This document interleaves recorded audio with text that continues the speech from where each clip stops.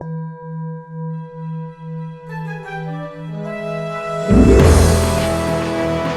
Radical Secular Podcast, a demand for justice, equality, and rational public policy. Subscribe at YouTube, Apple Podcasts, and all the major podcast channels. Visit our website at theradicalsecular.com for articles, insights, and our complete library of episodes. Support us on Patreon, and follow us on social media. Hello and welcome back to the Radical Secular Podcast. I'm Christophe Defoe. I'm Sean Prophet. And I'm Joe Kipinti. Today's episode of the Radical Secular Podcast features The Too Late Show. And The Too Late Show is a periodic segment hosted by me, during which I have one-on-one conversations with folks I've selected on a wide variety of topics, the goal being to elevate non-traditional voices, because despite our best efforts here at the Radical Secular, our show definitely tends to be a bit white, heteronormative, and sausage-like. It's important that from time to time we at least feature some black folks, women, non-binary folks in an uninterrupted format. And most recently, in episode 59, I spoke to my friends Stephanie Holler and Gwen Kruger about Stephanie's recent article published at pharmalive.com, and it was related to the representation of transgender and gender non-conforming folks in the healthcare industry. You should go check out that episode if you haven't already. For today's Too Late segment, it will feature my conversation with my dear friend Stephanie Roth-Goldberg about therapy of the mental health variety and how therapy can help us be better anti-racist citizens. And before that, Sean, Joe, and I will explain why Dave Chappelle is a fucking bigot. But first, I want to remind you that if you like our show, make sure to subscribe, leave a review, check out our Patreon, and tell your friends to listen. New episodes post Mondays at noon Eastern on YouTube and all the major podcast channels. And we also publish new articles regularly in our journal at theradicalsecular.com.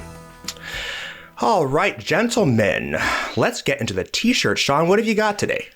Well, I am wearing my Nazi punks fuck off shirt because Always a good one. Yeah, Always. this is, fuck Nazis, first of all. But second of all, anybody who is transphobic is a fucking Nazi. All right. I mean, there's no excuse for it. And I'm tired of it. I'm tired of people's, I'm sure you'll have much more to say, but I'm livid about this situation. It's not a controversy. It's just fucking pure on Nazi bigotry.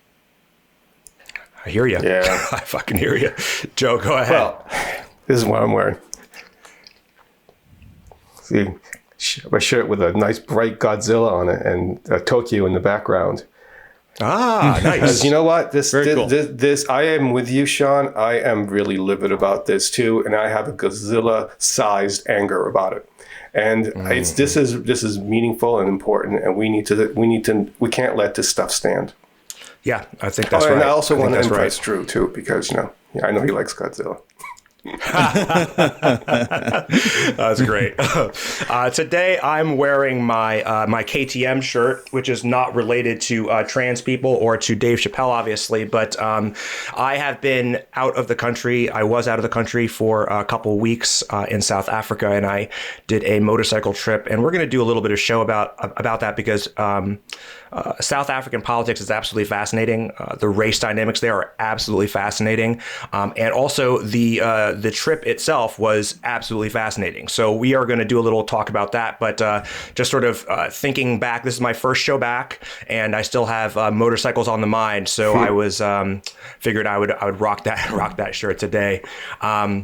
Now, before we get into the body of the show, Sean, if you don't mind giving us a little bit of a summary or a little bit of a talk about your most recent post at the Radical Secular Journal. Yeah, thanks, Christophe. By the way, it's great to have you back. Yeah, definitely. Good to be back. My article is called Capitalism's Bait and Switch. And it's something, this is not news for us here. We talk about the problems with capitalism all the time. But I have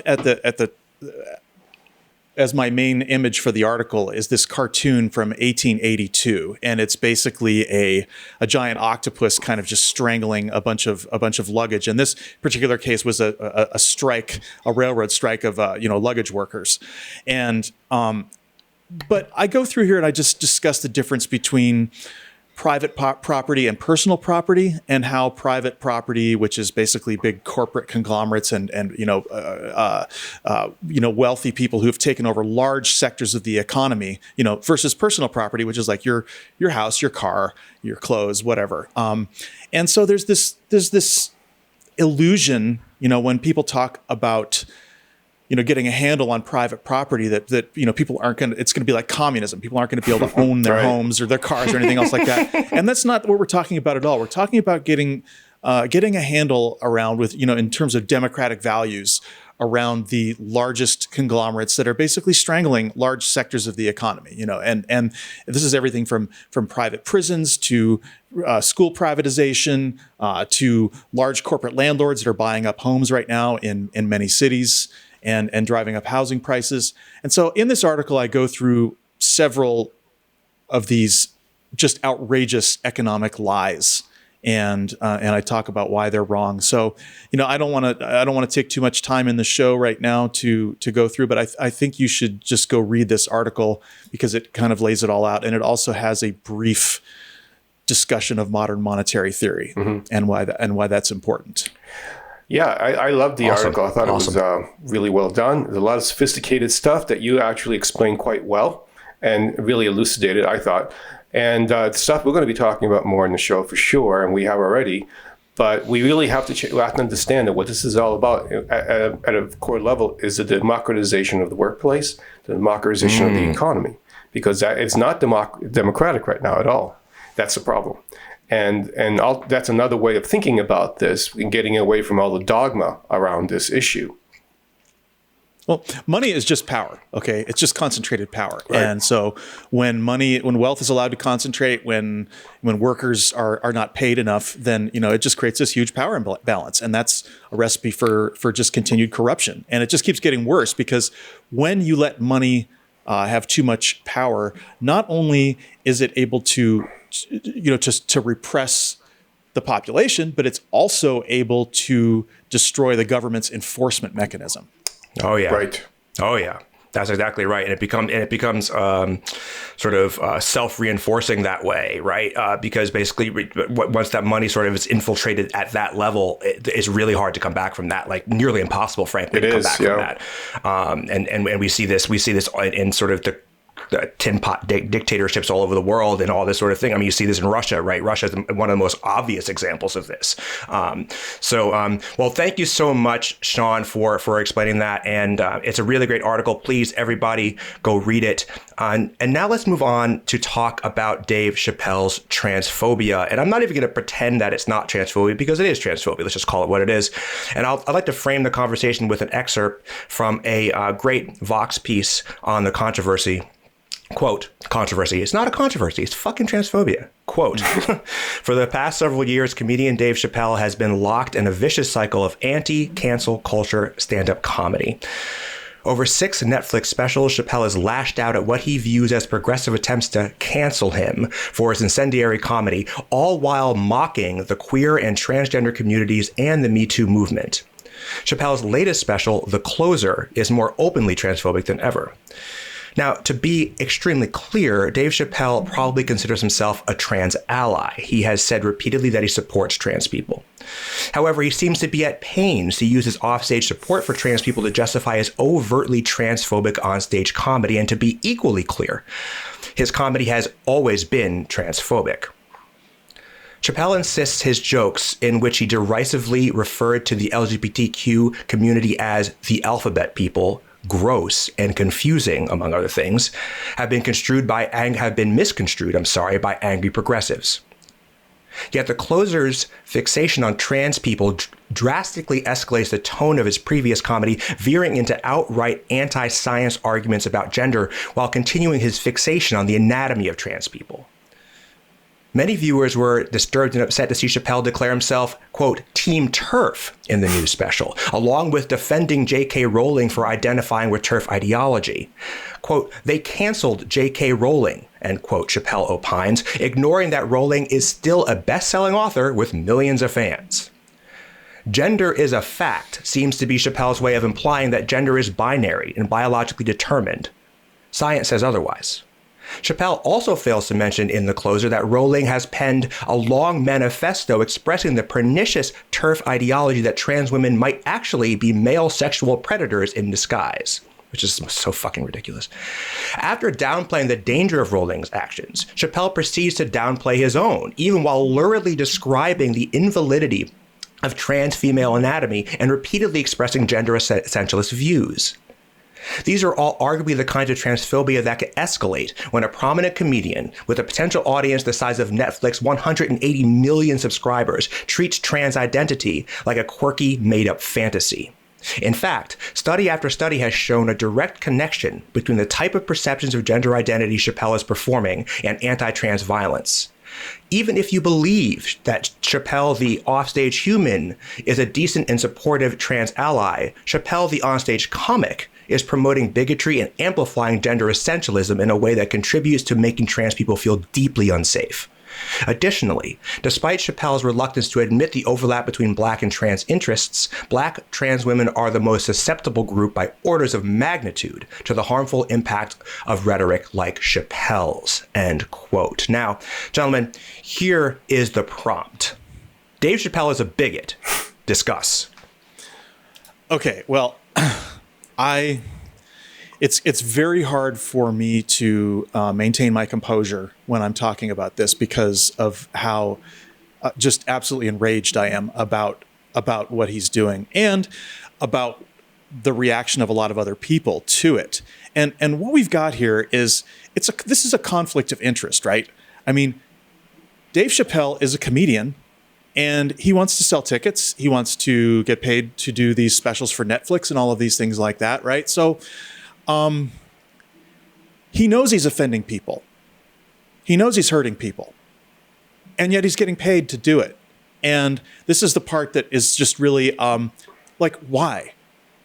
Does he really believe this? Is it just that he's cynically courting this right-wing audience that's there? If you look at the transcript, I have not watched the show, but I've read the entire transcript word for word from beginning to end. I will not watch the show. And there were a lot of people who online, as I was discussing this, were saying, well, how can you comment on it if you didn't see the nuance of his performance and what he was saying? No, fuck that. All right. This is a bigoted show. Most of it is actually whataboutism. He starts his discussion of the trans community by comparing it to the Black community and basically saying, why are you getting all of this concern when, we Black people have been, being hurt for centuries? I get it. Okay. I understand. And I'm not Black. And so I don't know how that feels. It must feel terrible. But why do you have to shit on another even less powerful group? What's the point of that? I mean, what do you guys think? It's hard to talk about, and I didn't watch the show either for the same reason. I just don't think it's ethical to do so for me, and it's also disturbing. I did read the transcripts, and I did watch a short bit of it because I felt like I just wanted to get a sense of his performance, and it's damaging. That's the bottom line. It's damaging. This is a community that has just broken through that barrier in some places, not everywhere, but in some places where they're starting to be accepted and it's becoming normative to some level. And this is a long history, right? Long story. All of the marginalized groups that we've ever had in our society have gone through this. And all of the same bigotry and hatefulness and misunderstandings apply to every single one of those groups, whether it's Black Americans or women or other minorities or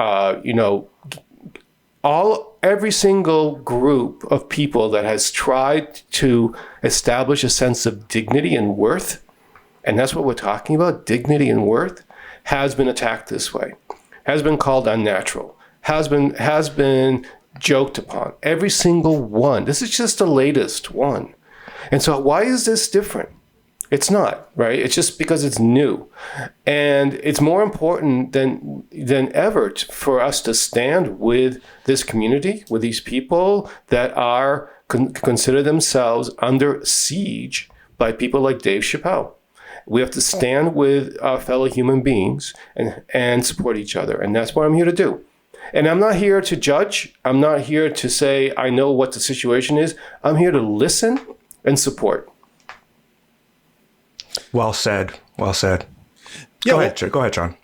We can't know what's in Dave Chappelle's heart, all right? And if you read the transcript, you'll find out that he was very charitable to a transgender comedian who he allowed to open for him.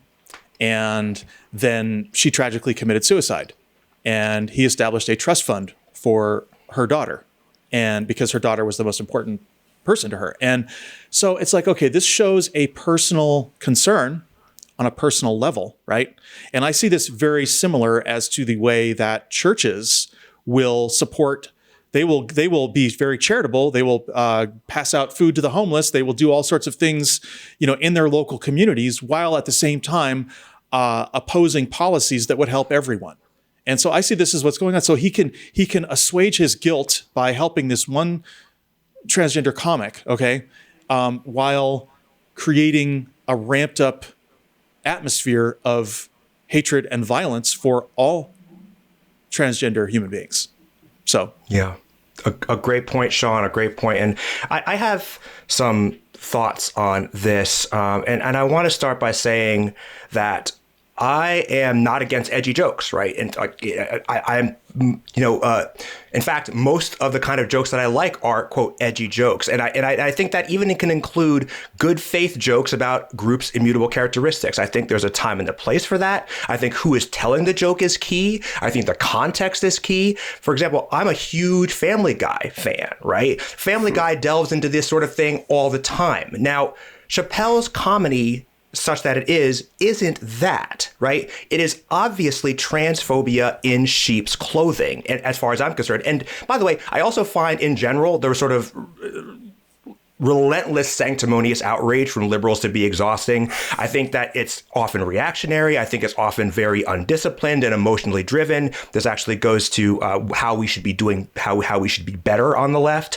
And frankly, I think that kind of stuff ends up being really distasteful and frankly conservative. I mean, we talk about the reactionary mind on this show all the time, and that sort of like thoughtless reactionariness can be really counterproductive. Now, to be clear, I'm not placing the liberal outrage machine in the same bucket as a conservative outrage machine. They are similar in terms of the reactionariness, and I find that to be, again, unproductive.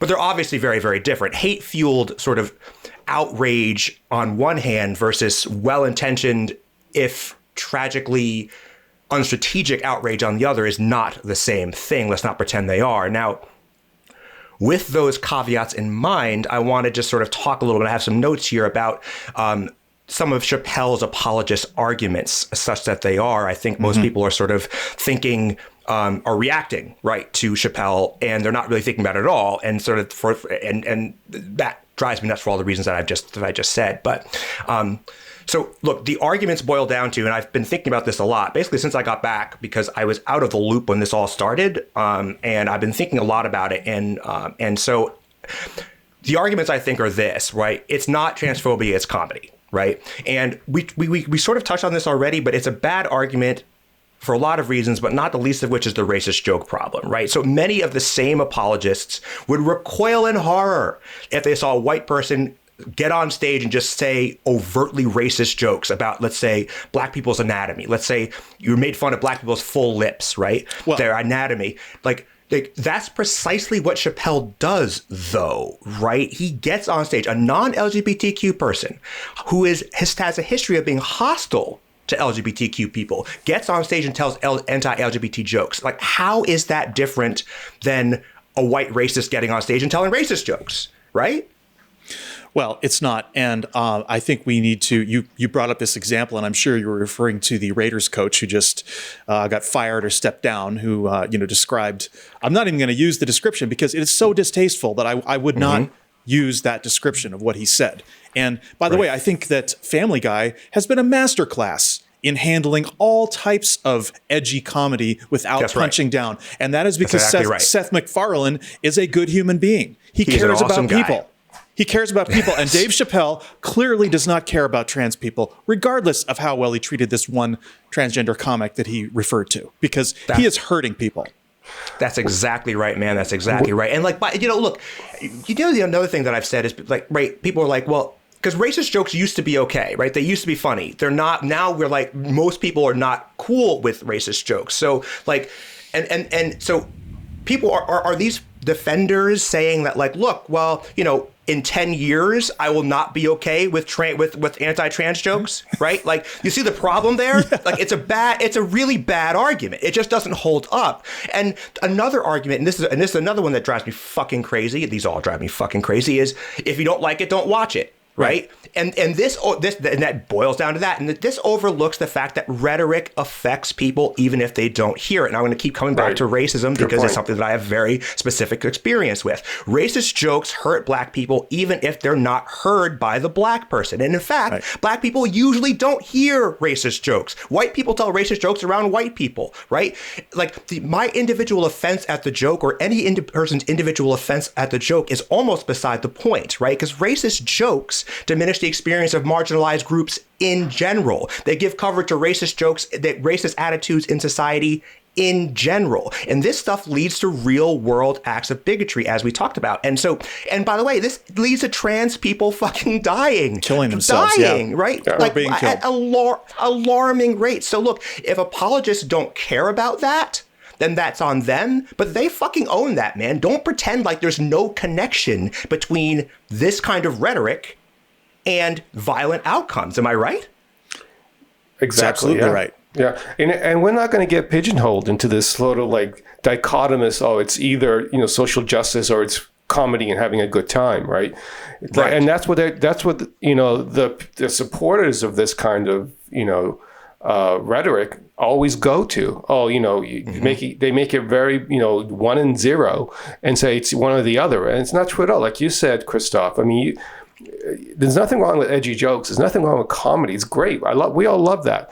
But there is a tenor, a tone, and also an outcome. Like, what is the consequences? Yes. And when you have a community that has an incredibly high suicide rate and has incredibly high issue with all kinds of struggles with, becoming accepted right now, because this is happening live. This is not, then you stand up to that. You act accordingly. You act with dignity. You act with support and consideration.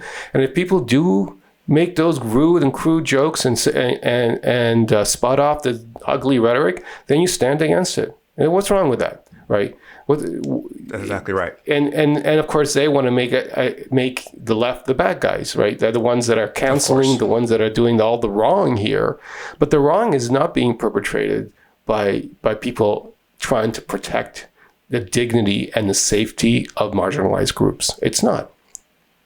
Well, that's right. I want to point out something here, and that is that every time one of these events happens where someone says something that is openly bigoted and then doubles down and then makes the cancel culture argument, okay? What that does is it requires everyone else to take a position. And it sort of divides society into two, right? And so we have there's an article here talking about Jon Stewart, who has now come out and has now defended Dave Chappelle over this, and it very, very much reminds me of the way that Christians defend child abusers or people within their community. Because listen to what Jon Stewart said. Jon Stewart says, Dave Chappelle is one of my favorite people on the planet, and he's just a good, decent, if there's any miscommunication, I'm sure that I love that dude, like as a person. He's warm and wise and all of those things. Okay? Ugh. Now, okay, fine. You may have a certain experience, Jon Stewart, of this person. But what he did and what he said does not conform to that experience. It's just like when a Christian says, oh, he's a good Christian man. Well, he wasn't when he was raping that child, okay? Exactly. Absolutely right. That's a really great point. Can I just say Sean, one thing? Go for it, man. Here's the thing, okay? Cancel culture.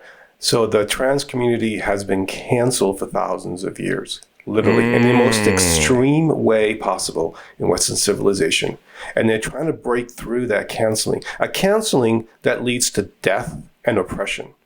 And it's not just losing your job. It's losing your show, right? It's being literally killed and tortured and denied human rights. That's the kind of canceling that this community has been under for all of human history, pretty much. Well, at least Western history. And Certainly. And now they're trying to break through from that. That's what they're trying to do. They're trying to be like everyone else, have the same rights, have the same, support from society, the same respect as everyone else. That's what's happening now, right? That's the canceling is all about trying to uncancel that community. That's really what the issue is. Really well said, man. That is such an important thing. And it's like, if this is people who are upset about affirmative action, or people who are upset about Black Lives Matter, and right, these are folks that don't even realize that it's just the privilege is they're so steeped in their privilege, right? They don't even realize that there's groups of people who are living without that kind of freedom, right, without that kind of safety. And for trans people, especially trans women in general, I mean, we know that these people are attacked all the time. And one of the worst things that I've heard out there, and we've talked about it a little bit already, is the argument, and this is one of my third argument here that I want to talk about, and that is Chappelle is actually an LGBTQ ally, right? Mm-hmm. That is one, and there's various sort of versions of that argument. I think that the argument falls apart almost immediately as soon as Chappelle says, "I'm Team TERF," right? Yeah. And then the bad faith sort of defense of J.K. Rowling. I mean, the TERF is anti, right? Am I wrong? No. This cuts across a lot of lines, and we even had Margaret Atwood, who wrote The Handmaid's Tale. Now, she's kind of made some noises about supporting J.K. Rowling and this gender essentialism. And we had one of our longtime listeners on the show who I got into a Twitter conversation with. And this person was also making these gender essentialist arguments. And it blew my mind. It really blew my mind, because on everything else, okay, we've gone through these arguments, okay? In the Constitution, blacks were considered 3/5 of a person, right? Women weren't allowed to get a credit card without their husbands. People argued that somehow gay marriage would ruin straight marriage, right? And now what's happening is that the TERFs are arguing somehow that the acceptance of trans women is going to ruin things for real women, right? Yeah. Real women, right? Now, notice how horrible that is. You cannot make that argument so fucking awful without splitting off what it means to be a woman, right? And that's right. There's been discussions of, well, if you don't have a uterus, if you don't bleed, if you can't bear children, it's like, well, lots of women can't bear children. Yeah. It doesn't, Again, a bad argument. Yeah, and the fact of the matter is if you actually go in and look at what's going on here, it is much more complicated, because the science is complicated. It is. It's not just about chromosomes. It's people have different hormone levels. People have different gene expression. There is a spectrum of gender that is in no way a strict binary.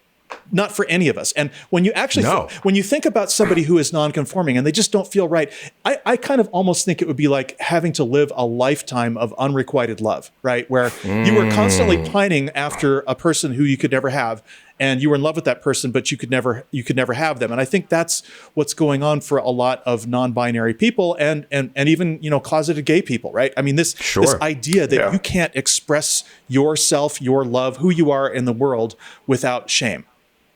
That's right. That's right. There's a sort of a ethical or philosophical dimension to this, and that's that what we want to do is really not be the arbiters of other people's lives when it comes to this stuff. It's up to them. And as long as someone's lifestyle is not destructive to others, if it's not violent and damaging to others, people have a right to their lives.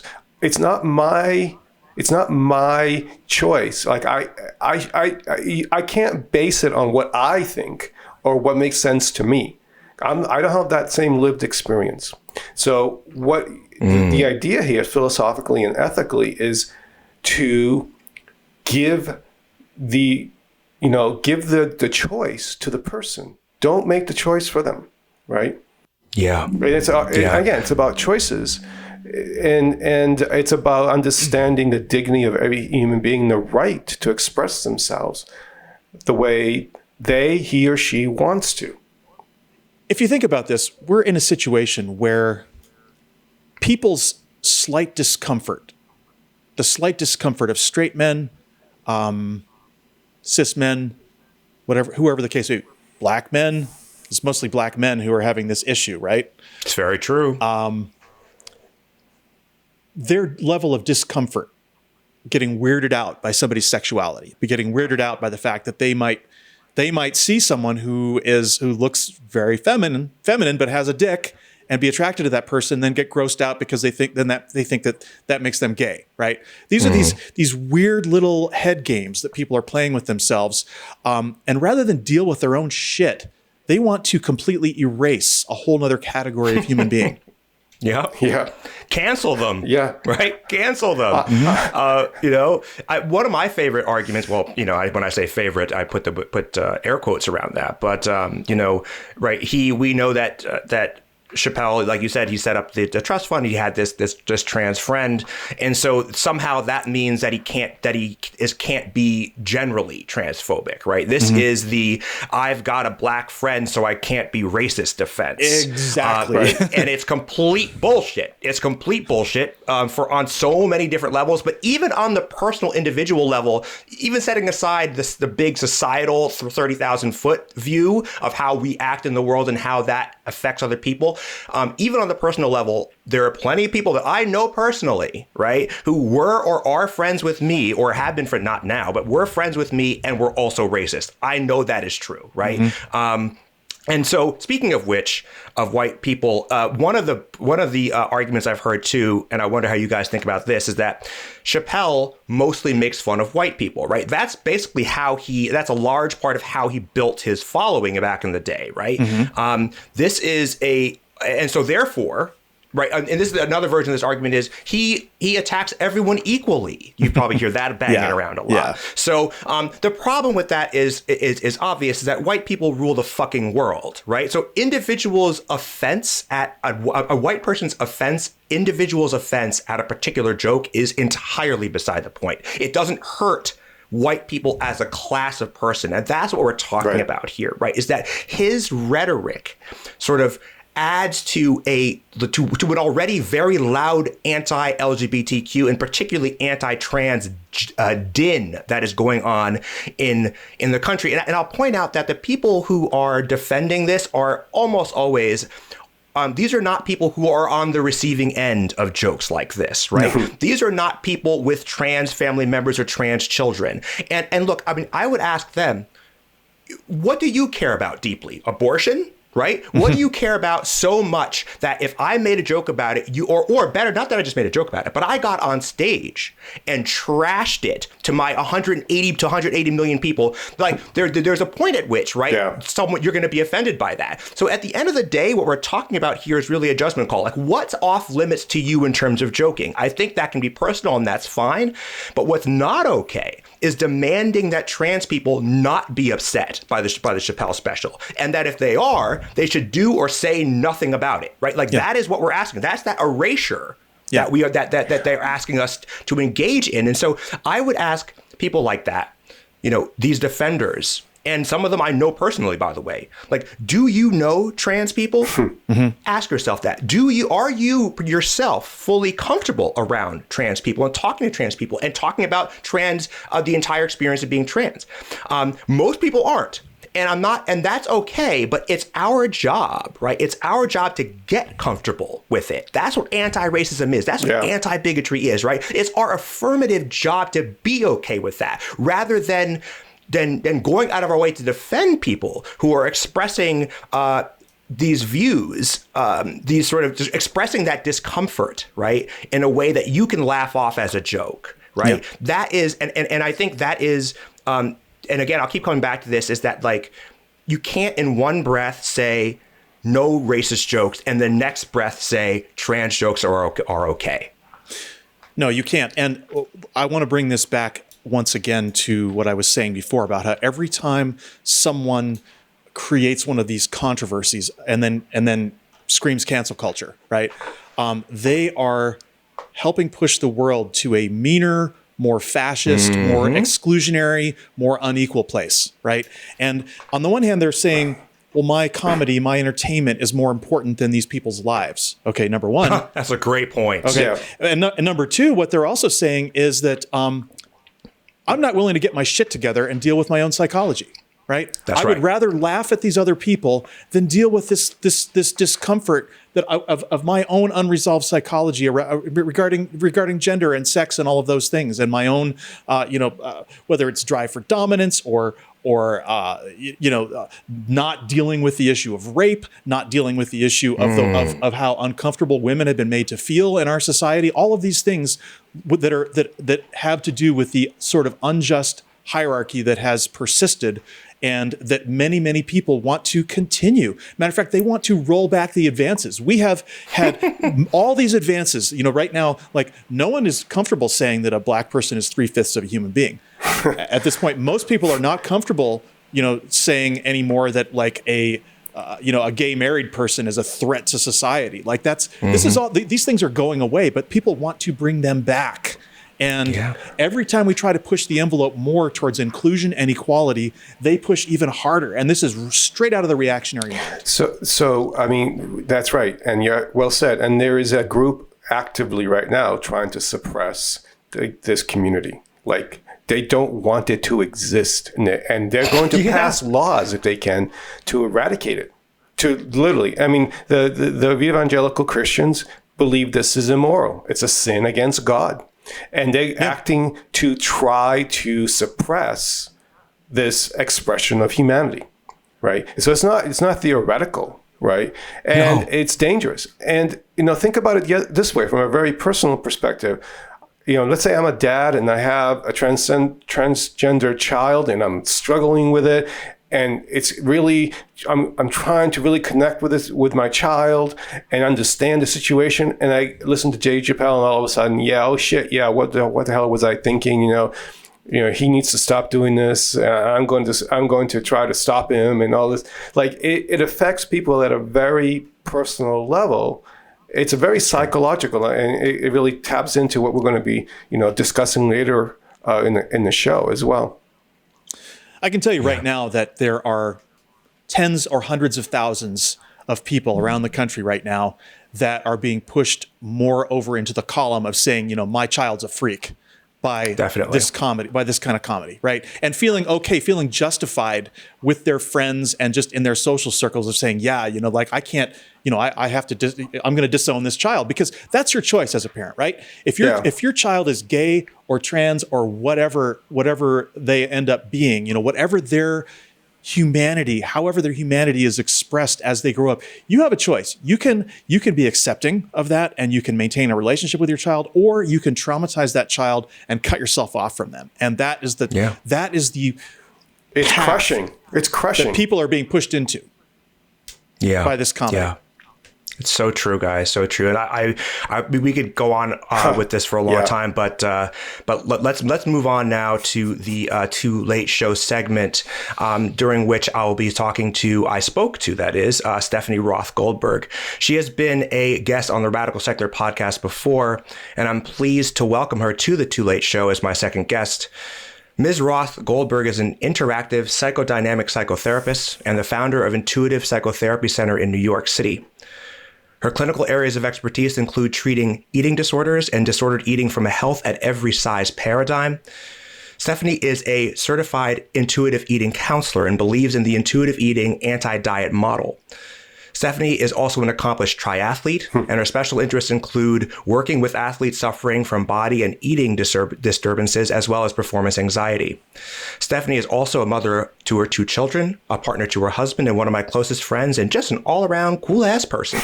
So without further ado, The Too Late Show and The Radical Secular present Stephanie Roth-Goldberg.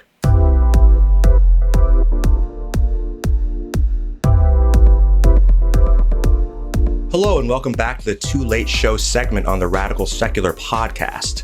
My name is Christophe and I'm here to tell you unequivocally that it's too fucking late. Today, my friend Stephanie has joined me for a discussion about therapy and how it interacts with social justice. Stephanie, I'm glad to have you back on the show. I know you're a super busy person, so thanks for taking the time. Thank you for having me. For sure, for sure. Now, before we get into the meat and potatoes of this thing, tell me, how the hell are you? What have you been up to? Are you training for anything? How is, what's going on with the practice? What's up? I am good. I am busy. I don't know if that ever stops when you have kids. I don't know. Or in a job. I'm good. We moved to Montclair and I love it, which was a surprise because I didn't really want to leave the city, but I really love Montclair. And I'm ambivalently not training for something. I'm training as if I was going to run a marathon, but I haven't actually registered for any marathons because I fear they're going to get canceled. One of the New Jersey Marathon just got canceled. So I'm probably going to shoot myself in the foot because I'm spending a lot of time running and I'm not sure what the outcome is. Although I've met some really great folks in town that I've been running with. And so that's been a really great addition to my socializing and my transition to a new place. So I don't know what I'm training for, but something maybe. No, fair enough. Fair enough. And I think it's interesting too, right? So for those folks out there that don't know, I have a lot of experience in Montclair. Montclair, New Jersey is just an amazing suburb of New York. Really, if you're gonna move to the suburbs, right? This is the suburb you want to move to. It's progressive. It's gorgeous. It's got a good school system, but it's also very diverse, which is certainly for that level of affluence, of relative affluence. And I think, and maybe you would know this better than me, Stephanie, but I think there's sort of a range, right? It's also not just ethnically diverse, which I think is important, but I think it's also income diversity, right? So you have ultra rich people all the way down to folks, sort of living low income housing or whatever else. You really have a full range. Is that accurate, do you think? It is accurate. It's funny, from my house, which is in a nice section, our backyard backs onto these apartments, half of which are low income, which is sort of the cool thing, right? But I think a lot of people would say that Montclair is turning because the taxes are really high here. Right. So the income diversity, I believe, is shrinking. I don't know factually any statistics, but I sort of hear that a lot. And I could imagine that because the taxes are sort of rough. But the other cool thing about Montclair, and it's written up sort of nationally for this, is the way their school system is. It's a magnet system. So there's, I think, 5 elementary schools in town, and each one, in theory, and I believe in practice, has the same amount of racially diverse kids and kids from different neighborhoods. So I can live next door to someone, and our kids might never go to school together. If we're both white, we live in this, section of town, likely our kids would not get zoned to the same school for purposes of diversity, which I think is cool. I think that's really cool. And I think there would be a lot of people who have a lot of problems with that. But I think I am very comfortable with sort of purposefully creating diverse environments, right? So schools have been doing this forever. Law schools have been doing this forever. They've faced a lot of flack and a lot of lawsuits, frankly, as a result, but they've largely been, the lawsuits have largely failed. And that is they create a, without quotas, so to speak, there's not literally, we need to have this many white people and this many black people, but still they have the goal is to build a diverse student body that's sort of representative of the community and of the nation. And that is super, super important. I mean, ironically, one of the things that I found really interesting about when I was in law school to that extent was that I met a lot of people from the South because, I'm from New York area. And when you're from the New York area, as you know, Stephanie, there's really no reason to ever leave it, right? So I don't want to move to Ohio, right? Right. I mean, no offense to people who live in Ohio if you're listening. I mean, I'm sure Ohio is great, but when you live next to New York City is right there's a lot of good reasons. Plus all my family's here. There's a lot of good reasons to stay here. And so certainly as a black person and as a progressive, there's very few reasons to go to the South. Right. So meeting a progressive Southerner at law school was just right? I was just like, what the fuck? So anyway, the point is, that kind of diversity matters too, right? So even though I'm a diverse candidate, right, going into that environment and I'm sort of experiencing something that I never would have experienced in my normal day-to-day life around here in New Jersey, in Jersey City, certainly. And I think that can be really, really useful. Totally. I agree. One other thing before we move on is that, like, talk to me. So I want to make an analogy here. So I moved up to Jersey City Heights from downtown Jersey City, and my wife and I bought this house that I'm sitting in right now about 6 years ago. And it was a huge, like, shock. I had a lot of resistance to moving up to the Heights, which is a more suburban area of Jersey City than when I was living downtown, which is like the sort of hub. It's cool. There's restaurants and everything's walkable, right? It's like, it's where, if you're moving from the 5 boroughs of New York, like that's where you move, right? You move to like downtown Jersey City because it's super. So I had like a real struggle with that because it felt like it was some ways a blow to my status, my ego in some way. So, and I know you and I have talked about this offline, but it sounds like you are coming to terms with this, but New York has that effect in spades, right? Like leaving New York is tough because it is an identity. Being a New Yorker is very much an identity. Am I right? 100%. Yeah. I think this is, speaking of being sort of like an elitist New York, Northeastern person, I will say Montclair was one of the only towns I felt like I could have come out of my mouth, like confidently and not be like, oh no, I moved to the suburbs, Montclair's just like a cool place. And I think everyone knows it's a cool place. Right. So I chose that. It's a beautiful town. It's a beautiful house you live in, by the way. Yeah, thank you. But it is a shock to your system to still, like, we have groundhogs right now. Like, if I look at our grass, I don't know.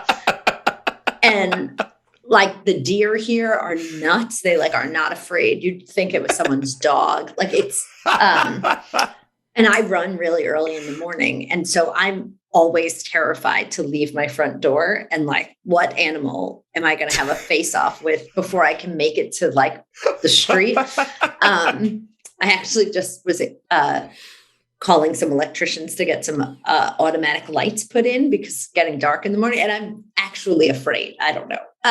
So those things are shocking to my system. I'll bet. Yeah. So look, let's just get into the main subject of our conversation now, which is therapy. Your area of expertise, certainly you have a ton of both experience and education in this area. And I really want to talk about therapy from various perspectives, but in the first instance, I'd like for you, if possible, to define therapy for the audience, including what kinds of therapy you practice. And I think most importantly, because this is something that I know that is a hobby horse of yours and it annoys me too, the distinction between genuine therapy and therapeutic activities. So people like to say, oh, that's my therapy, but no, it's not, right? Right. And or people like to say things like, my hairdresser is like going to therapy. Yeah, right. Sure. Which, to every hairdresser's credit, I do believe they get a lot of people sort of talking to them about things they likely don't even want to be talking about. But I'll bet. That's like part of that's like a job hazard is like listening to people's like really random ass stories, Totally. But it's still definitively not therapy. I mean, I think therapy has different modalities, right? Therapy is definitely a process between a licensed professional and either an individual or a group. That is something that people have mutually agreed upon. It is usually a paid service, even if your insurance is paying for it. The licensed professional, that's their career. They've studied that. They are bound to HIPAA laws, as well as ethics. In each individual sort of space. Psychologists' ethics are different than the ones of clinical social workers. And I believe that's different than like a licensed mental health counselor. But we are all bound by some ethics. We carry malpractice insurance. And I think why I say that is because coaching is a very popular thing. Yes. And coaches really aren't therapists. They are not bound by HIPAA. They are not bound by any ethics. They're not recognized by any state or national laws. So people can really do whatever they want and take advantage of you, and or tell you what to do in a way that they're not really. I suppose maybe they feel qualified for. There's some certifications, but I don't know. So yes, so therapy is a mutually agreed upon process. Generally between two people, even if you're agreeing to be in group therapy, and then the group at large has different agreements. And as you alluded to, there's so many different types of therapy. I think there's this sort of caricature of what everyone thinks of: someone sitting in a chair, someone sitting across the room from them, and just general talk therapy.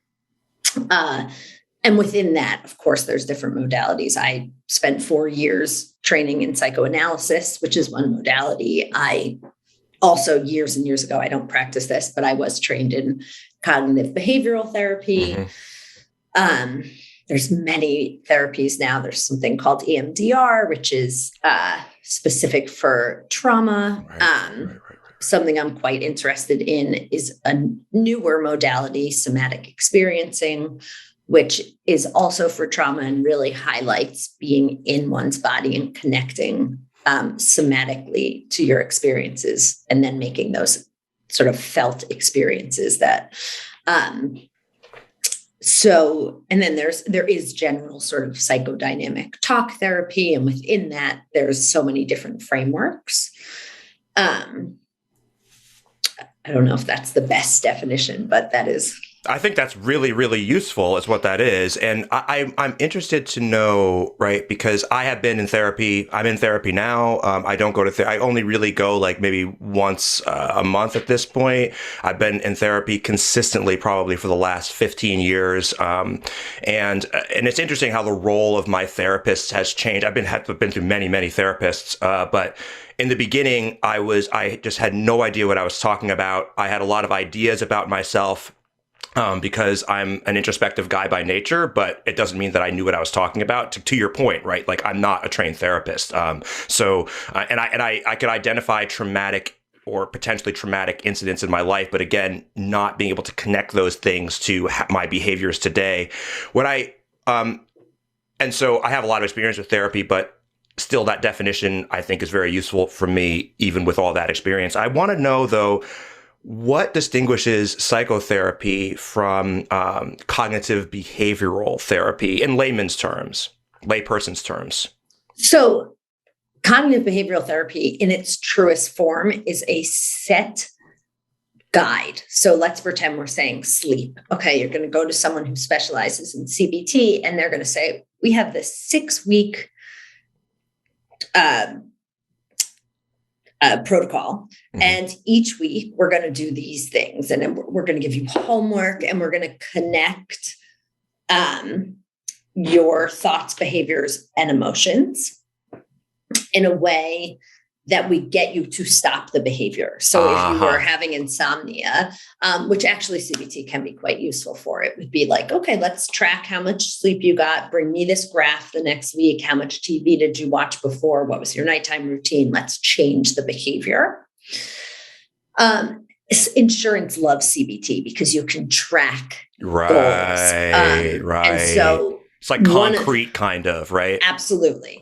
And one of the reasons CBT is so wildly popular is because insurance will pay a premium for people because it's a short-term therapy. In its essence, CBT is a short-term therapy. I'm laughing because I'm fond of saying capitalism ruins everything. Yes. And this is what I mean when I say that, right? Or, I'm sorry, capitalism poisons everything, right? And I'm not an anti-markets guy. Like I'm not a socialist, right? I'm not a communist. I think markets are very, very useful for everyone out there. For everyone, don't at me. You know, I'm into that. But once you inject the profit motive into everything, it just skews the whole thing, right? Now it's not about what's best for the client, it's what's best for the insurance company, right? That's that. Absolutely. You know, and I know you make your money from insurance. I'm glad to have insurance. I'm not saying we should, but still, it's worth pointing that out, I think. So actually, interestingly enough, I think a huge problem with the therapy field is I don't actually make my money from insurance. Oh, that's right. That's right. You usually do pay for, you do fee for service stuff. I do. Yeah.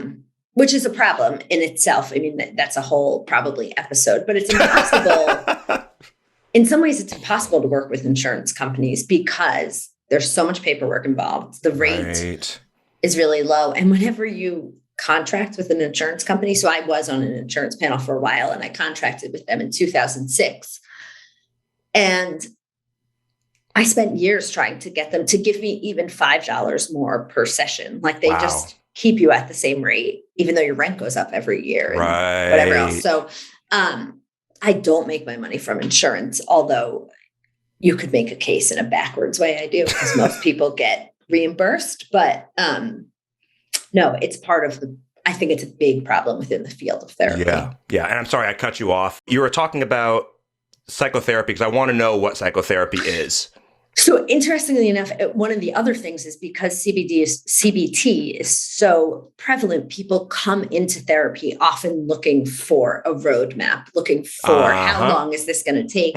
When am I going to feel better? And true psychotherapy in the way that it is designed cannot answer that question because it's work that two people are doing.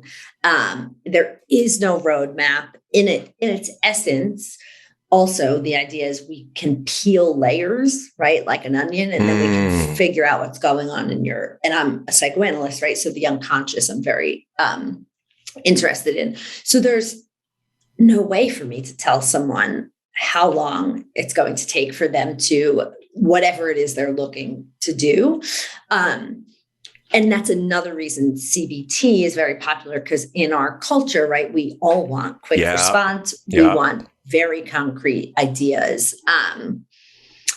And so, but psychotherapy, it's not outlined that way. And in fact, I have a good friend who does this. He's a psychiatrist, but who practices psychotherapy, but he gives a waiver, if you will, to his clients, letting them know that therapy doesn't always feel good, that it's a long process. And sometimes you're going to leave feeling worse. Right. And the fact that he's an MD makes sense, right? Because he's sort of practicing from that medical model of here's the risks. But I always thought it was really smart. And so I try and tell people that in the beginning too. Like, don't come here and expect to leave happy every time. We're going to uncover some painful things. And ultimately, they'll help you feel better, but it's not going to happen each week.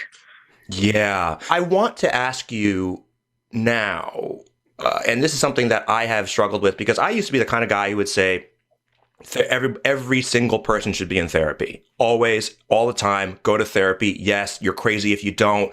You just don't know yourself and you're just blundering through your life. But do you take that position? Do you think, and I have perhaps stepped back a little from that position. Do you think that therapy is good for everyone? And are there people for whom it's not useful and for people that is actively harmful? Or is it just, do you think it's good for everybody?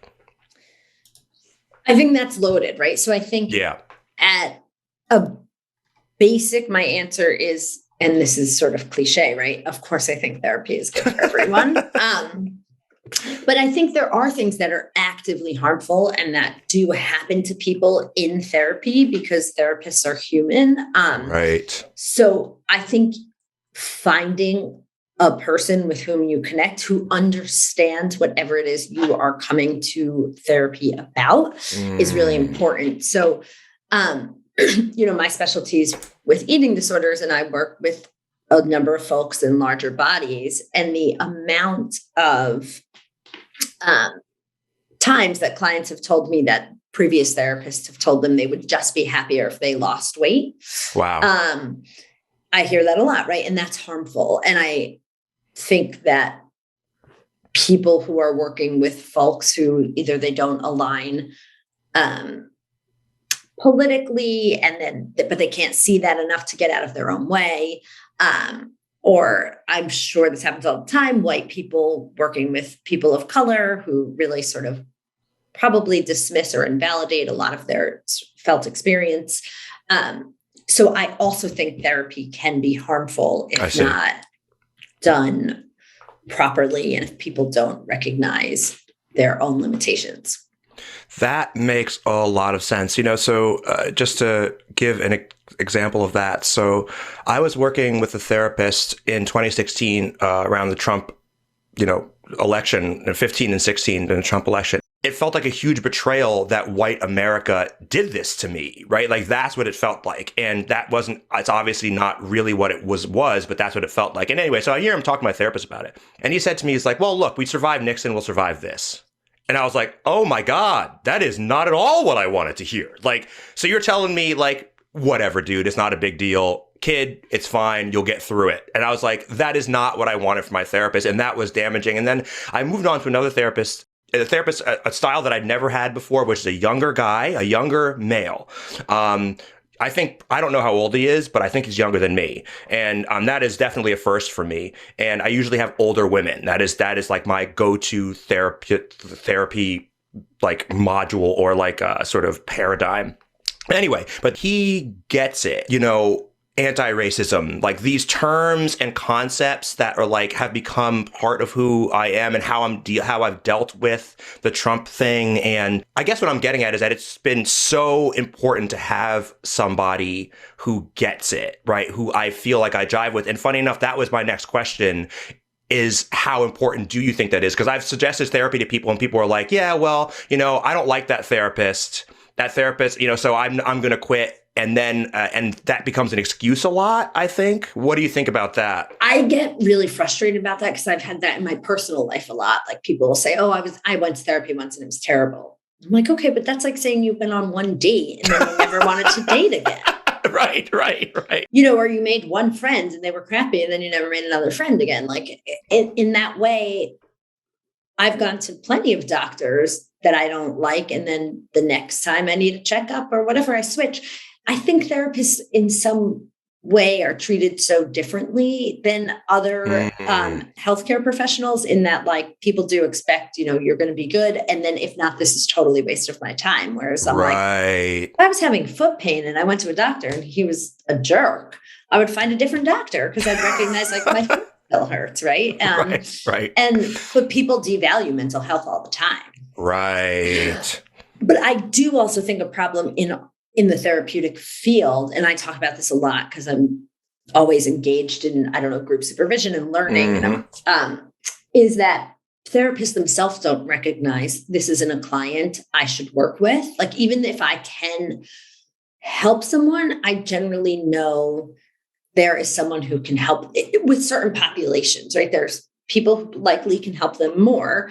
And I think that also the problem in the field, is that many therapists don't recognize, like, we can't actually help everyone. We're not trained. Right. We're not specialists in every area. I think lived experience for a lot of populations is very valuable. So, sure. I don't know. I think that's also part of like, if someone said, I don't like my therapist, I'll say, oh, what are you looking for? Why don't you find someone who, I don't know, can identify as this or whatever it is. Yeah, I agree that it's sort of a complicated question, right? Because, I guess the main line, I think what you said, the devaluing of mental health in our culture is huge, and by the way, the elevating and the obsession with sort of like toughing it out, right? Yes. Like, you know what I'm saying?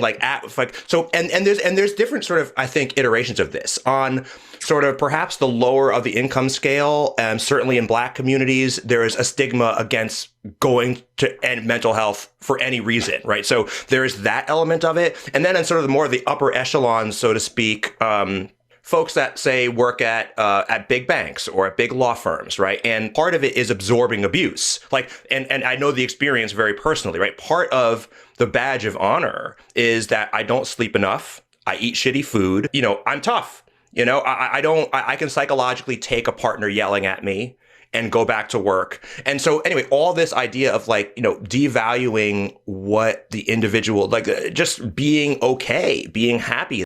And I think that, and there's like, the sweater song, like you pull that thread of therapy and people are afraid to pull that thread because it really can theoretically unweave an entire sweater of unhealthy perspectives on myself and on the world that have been my clothing to make an analogy, my Right. entire life. And now I'm going to pull that. And I think like it's really easy to be like, well, that therapist didn't work. So thank God I don't have to pull that fucking string. Right. Well, I think what you're saying in some ways is the therapy did work and people were It did. willing to do the work, so to speak. Right. Right. And again, like another analogy is if I went to a physical therapist and I was having shoulder pain and they gave me a bunch of exercises and I refused to do them and then said the physical therapist wasn't good, that would not be true. Right. But and I also think that's something that people don't talk about a lot is that part of going to therapy is the client or the patient or whatever term you want to use is doing work, right? Like is coming in and sort of being vulnerable or talking about the hesitation of being vulnerable or telling stories that are difficult and expressing emotions that are otherwise difficult, but then also in between sessions, using times of reflection. Sure. And that's when actually doing things that are therapeutic can be useful. Right. But I also think that's the other, like people expect to go to therapy 45 minutes a week and leave and feel better. Whereas reflection and introspection is a really important part of the healing process that cannot happen in your one time a week, 45-minute session. Sure. And that's actually a great segue to our last topic for today. And because we're talking about self-reflection and I want to talk about and ask you, I guess, and this is a hard question.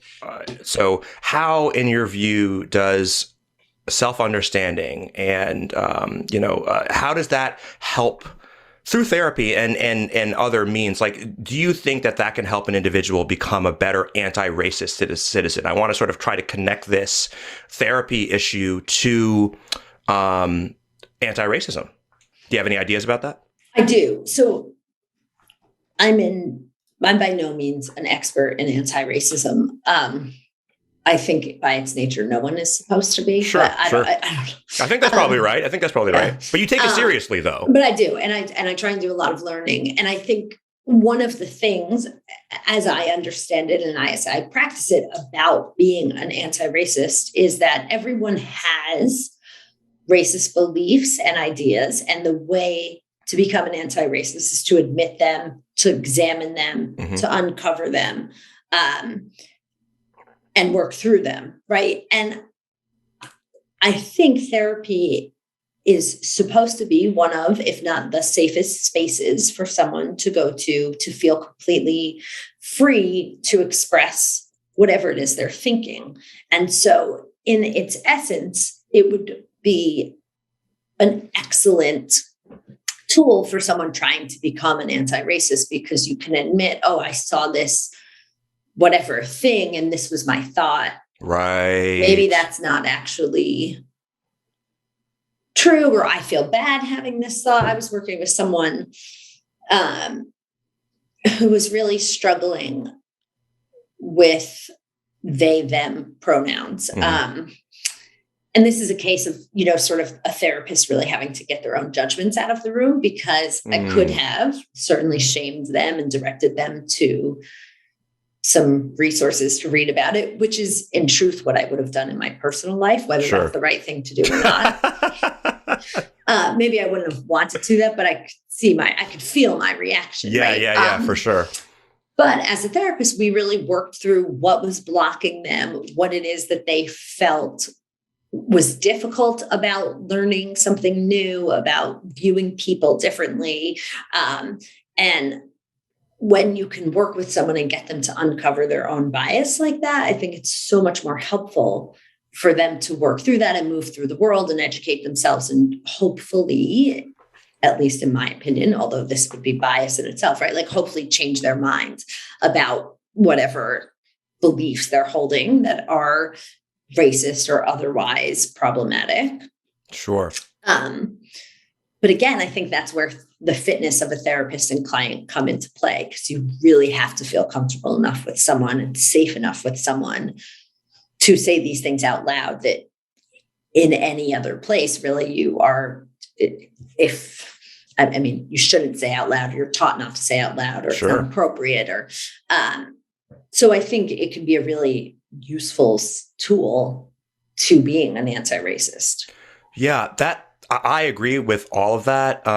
You know, and I want to clarify for the audience and for you that when I say anti-racist, I really should say anti-bigotry, right? Because this applies equally to me as I'm Black, obviously, but this applies to me equally as a man, as a cisgender, heteronormative dude, right? Like with all the privileges that come along with that, and in many ways, being male supersedes being Black. There are millions of ways in terms of hierarchy, in terms of social hierarchy. In many ways, that's true. Certainly, if you leave the United States, that's certainly true. I mean, Africa, whoa, right? That is all male hierarchy, and mostly any Muslim run country. Yes. I mean, come on, it's like comical. Patriarchy is definitely the primary issue here, and I benefit from that, right? So with that having been said, I think that for me, and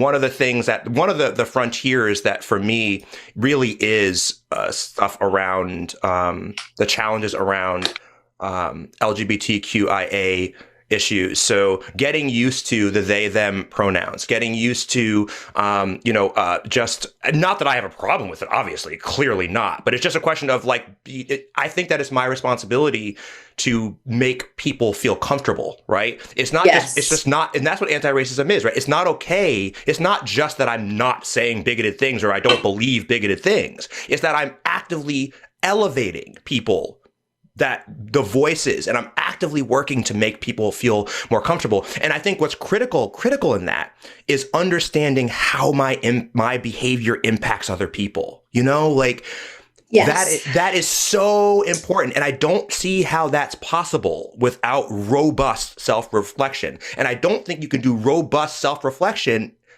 on your own. I mean, some people can, I guess, but that is so fucking rare. And I'll tell you what, I mean, and part of why I'm doing this segment separately is because I think and I really want to try to elevate women's voices. I want to try and elevate Black voices. I want to try and elevate non-binary voices, etc. And because and so. If I offend white men, I'm sorry, but white dudes are just so used to just saying whatever they want, and doing whatever they want. I mean, and even the most progressive white guys that I know, right? Like, and that I know, not even that I know that I see personally, because I know a lot of really, really great progressive white guys. Like the guys that I work with on the show are like outstanding, right? But still, it is easy to see how white guys are just not used to having to restrain themselves in any way. Certainly, and as a woman, oh my God, I mean, right?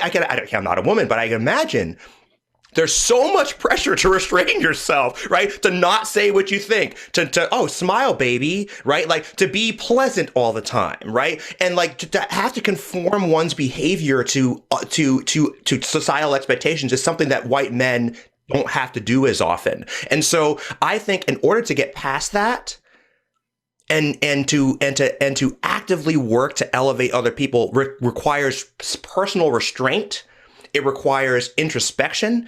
And I can say that from the perspective of a cisgender dude also, right? So anyway, my point is that like I think therapy can be such a powerful tool in understanding how we are not doing that, how we are not being as anti-racist as we could be.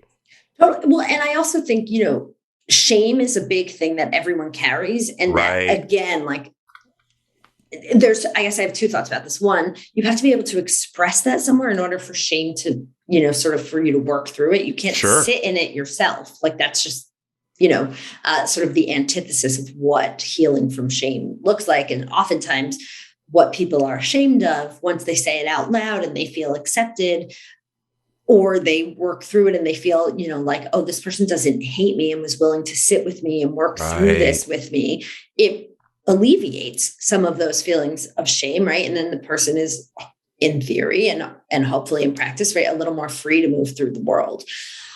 I also think, I was just thinking about this as you were talking, a way in which therapy can help someone be an anti-racist or an anti-bigot. And I will say this recently happened to me. is that I misgendered someone who I care about and I respect deeply.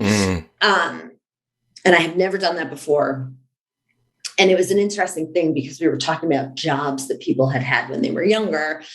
And I had used the gender term like waiter or waitress. Sure. And as soon as I said it, I felt really bad. And I said something about it. But one, I'm somewhat of an obsessive person and anxious, but I felt terrible about it. And I still do. But I also know that it's not that person's responsibility to make me feel better. Right. That, I have to work through that. That's so powerful. It's so powerful. I apologized. And then it is my responsibility to accept what they had to say about it and move on, right? Not move on, but like then deal with it myself. And I was really grateful that I could go to therapy and discuss it. Because sitting in my own, like feeling bad is okay, but it doesn't help anyone along the way. Right. But like, and again, you can't put the responsibility or the onus on other people to make you feel better when you did something wrong, which I think white people do all the time. To all the time. All the time. That is like, like all the time. Yeah, absolutely. But so I think in that way, also therapy is a place where you can like sit in your shit. You can think about it critically. You can work through it. And it is actually the therapist's responsibility to hold it for you. That's part of the agreement, right? Like they are containing some of the feelings. And so I think in that way, it's useful too, that you have a place that you can go where you can work through things and you don't have to spill that everywhere else. Absolutely. Absolutely. And that's a great point. And that's a great way to end this is that, I really think that therapy, it's just amazing to have somebody who knows in some ways more than anyone else about me in my life in some ways, and certainly from some perspectives, but who's also not emotionally invested in my life, right? And so I can just say whatever I want to this person, right? And it is their job to be relatively non-partial. And of course they have their ideas and whatever, but like they do care about you. They care, right? Of course, you guys care. You all care, but like not judge. That's the key, right? And, right, that is the key. And that is not an easy thing to get used to in the beginning with therapy. It's like I really can trust this person, but knowing, and that's why therapy versus the therapeutic. Those laws, the confidential law, like knowing in the back of my head that those laws exist, HIPAA laws exist, confidentiality requirements exist. Like this person is bound to hold my secret unless I'm about to hurt somebody or myself. Bound, right? And that is, I think, super, super powerful. So, look, Stephanie, you're awesome. You're one of my best friends. This has just been a super fun talk and I think really useful. Thanks for visiting with me today. It was a ton of fun. Thank you. Yes, always. Yeah. And thanks everyone out there in podcast land for tuning in. And remember that if you are listening to this, it's already too late for you to fight back.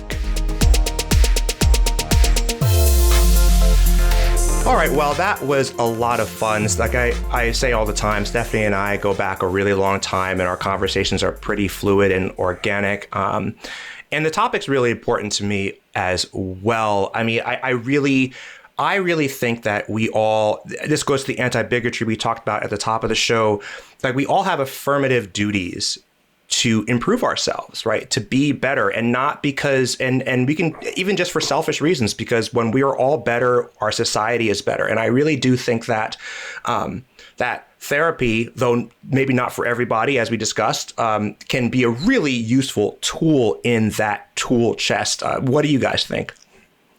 Well, I think, okay, so therapy in and of itself has a stigma, right? So people need therapy. And the ones who need it the worst are the ones who are the least willing to get it, right? And I love this segment, and I think anybody would be extremely lucky to have Stephanie as a therapist. Yeah, it was really interesting. Yeah. I really enjoyed listening to you guys. I'd love to talk to Stephanie sometime about her work. I think I used to be in my 20s. I was in counseling. I worked as a professional counselor for a while, so I know a little bit. I mean, I'm certainly not at her level, but I know a little bit about the therapy, dimension. And I do, you guys mentioned a few things that are really, really interesting, like how to choose a therapist, and the idea of the therapist is a human as well, and it is a compatibility issue, and it really is a process. It's like a relationship. You have to work, you have to form, and you have to understand, and also I think it was really cool how you talked about the difference between a medical issue, like a physical ailment, and an emotional one, and how they're treated very differently, and how that's really a problem because we don't give the same credence to mental health and the same patience and the same, justifications. And that means a lot of people don't get help. As far as, does everybody need to be in therapy? I don't know. I honestly don't know the answer to that question. I would say that I think everybody has to find a way to search inward, right? Whatever it is, and be able to grow and learn, as you said, Christophe, very well earlier, as a person. And we all have a responsibility to that. Right? We have to break through this hyper-individualism and say, this isn't just about me, right? It's not just about my wellness and being. It's about all of us. It's about our society and our communities and our families and our friends. And it's about, and that leads to, the anti-bigotry, the anti-racism challenge that we all have, right? And so much in the world is... of the cruelty that's in the world is the result of trauma. Okay. So people are traumatized as kids. They don't work through it. And that's why I kind of do think everybody needs therapy, and particularly people who have experienced trauma, because they just don't know what a healthy relationship to other people looks like. They seek to recreate however things were in their household, if there was physical or emotional abuse, right? And they just kind of think, well, I got spanked, I turned out fine. Well, no, you didn't. Because if you think that spanking is okay, you didn't turn out fine. If you think that emotional abuse and traumatizing your kids is okay, then you didn't turn out fine, right? So it's breaking this cycle is really the reason for therapy. But in order to break that cycle, to even get into the office with the therapist, you have to get rid of the stigma against looking into yourself.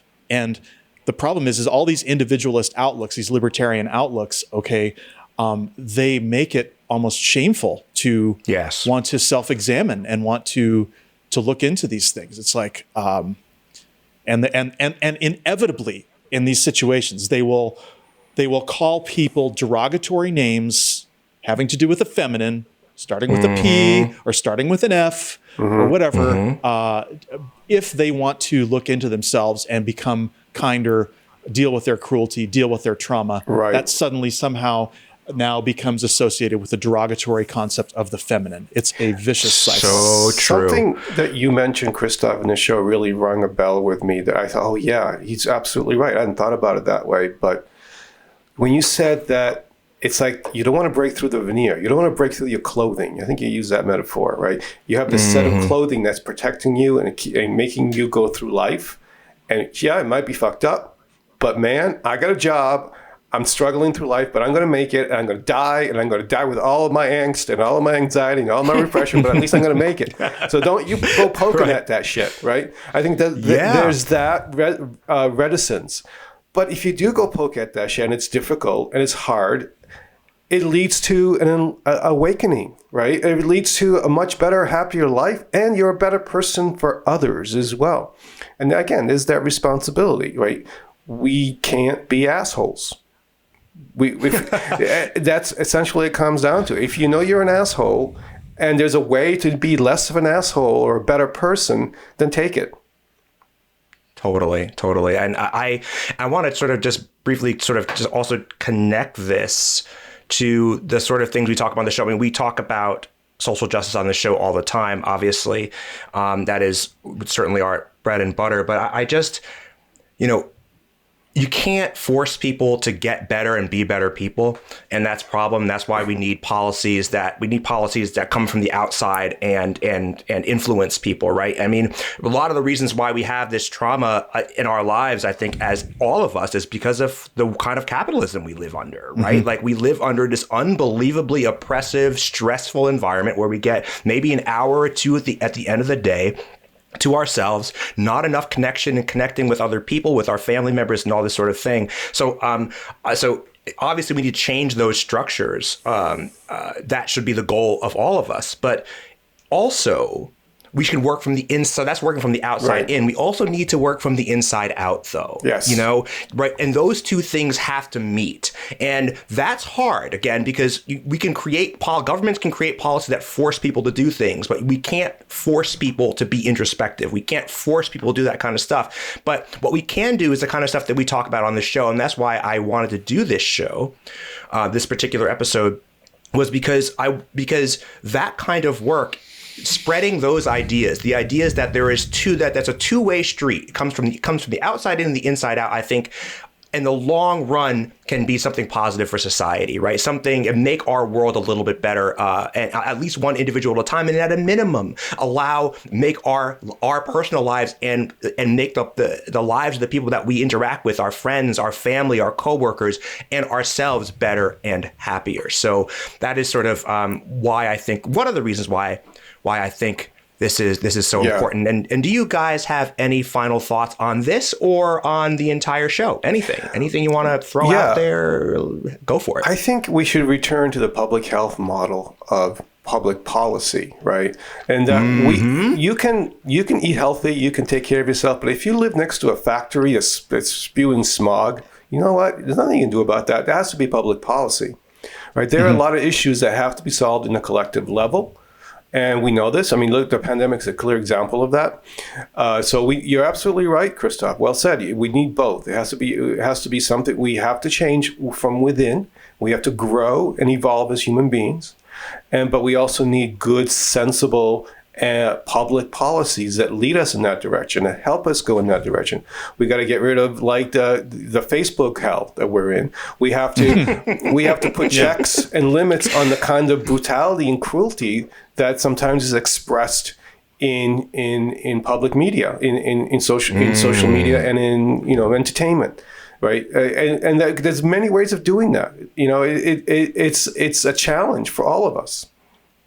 Well, I want to talk. Well said. I want to talk about that what you were saying, Joe, in terms of the concept of cancel culture, and I'll make this brief. But basically, we need leadership in society, and everyone who has a microphone or is an influencer, has a megaphone in some form or another, whether it's on television, whether it's on social media, whatever it is, has a responsibility. We have to start thinking about it as they have a responsibility. Yes. Because what they say is going to affect others, just like that factory polluting, okay? It's going to affect others. And if you use your megaphone to encourage people to punch down, to call people, names associated with being effeminate and shaming the feminine, and telling them to just buck up and take it, kind of thing. Stop being a snowflake. Stop being a soy boy. These kinds of insults, right? They are corrosive to the overall society because they not only make people more cruel, but they make people less interested in looking into themselves. And I think that's the most tragic aspect of all, because this hurts the perpetrators, okay? If there are people who are punching down, who are unresolved in their sexuality or whatever the reason is for their bigotry, okay? They are being harmed by it. They're being injured by this, just as much as the ones who are on the receiving end. And it just creates a vicious cycle in our society. And we need leaders to step up. Absolutely. Yeah. Really well said, Sean. Well said, both of you. I really, I'm so happy to be back. I'm so pissed off that this is the topic that we have to talk about. But we, the three of us, and Drew, and everyone that's associated with this show, we are beyond allies. We are aggressively in support of folks, marginalized folks, everybody, the entire society, but marginalized folks, in particular, because of the nature of our society. So I'm really glad to be back. I'm glad to be able to have this conversation with you all. And I want to remind everybody out there that if you like our show, to make sure to subscribe, leave a review, check out our Patreon, and tell your friends to listen. New episodes post Mondays at noon Eastern on YouTube and all the major podcast channels. And we also publish new articles weekly at our journal at theradicalsecular.com. I'm Christophe Defoe. Thank you for being here. And remember that wherever you are, you can be radically secular.